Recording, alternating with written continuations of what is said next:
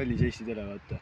Täna ma olen siin Lõuna-Eesti kõrbeluudete vahel ning olen valmis intervjueerima ühte viimast Eesti põllumeest või siis naist. Ja noh, rohkem pole öelda.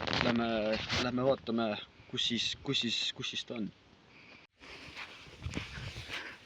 Nii, tere! Kas te saaksite öelda telerahvale, mis on teie nimi? Tere, mina olen Ädina ja ma olen siin terve elu siin põllunaine olnud ja mu perekond ja mu vanaisa ja no kõik olid siin põllumehed, põllunaised, mitu sajandit juba. Aga kas te saaksite näidata siis telerahvale oma põldu, oma saaki, oma talu? See ongi minu põld. No vaatage, see on nagu viimane rohulible, mis ma siin suudan elus hoida. No, siin on, vaadake, siin. See oli minu põld, see on nüüd minu põld. Jah, viimane. Ehk siis see väike rohulible on siin kõik, mis te nüüd kasvatate? Kahjuks, ma pean ütlema televaatajatele, et jah. See... Kuidas siis niimoodi läks? Kuidas läks kõik nii alla? Põuad on olnud aastaid.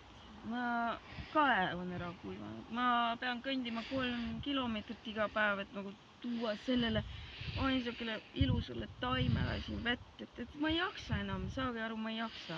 See on üle võlli, enam ei saa. Tunnen kaasas, see peaks ilmselt väga suur koorem olema, mida kanda, eriti võttes arvestades vist elus laps veel, ma ei tea. Meil ei ole midagi süüa anda talle, meil ei ole midagi siin enam, saage aru, palun. Kas teil on, mida siis kõik võiks lõpuks tähendada Eestile, Eesti rahvale, Eesti riigile? Kui see on kõik, mis te suudate põllumajandus mõttes saada, see on ilmselt kõik see aastasaak.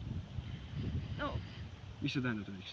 See tähendab seda, et Eesti riik peab toidu sisse tooma ja see ei ole ka variant, et üks riik peaks olema iseseisev selles mõttes, et kasvatada enda toidu ja rahvale pakkuda oma asjad, tomatid ja värgid, et kui see ei toimi, siis mina näiteks põllunaisena ma pean siit lahkuma. Aga kas teil on midagi veel öelda? Midagi, mis ei ole küll seotud intervjuuga, aga Eesti rahvale sõnumit? Jaa, et palun, hoidke loodust, tekitage siin puid juurde või midagi, et vihma saaks jälle sadada. Ma ei ole bioloog, ma ei tea, aga no, kindlasti peaks olema mingisugune lahendus kõikidele meile. Tunnen kaasa. Aga sellega lõpeb meie saade ja näeme järgmisel teisipäeval. Nägemiseni!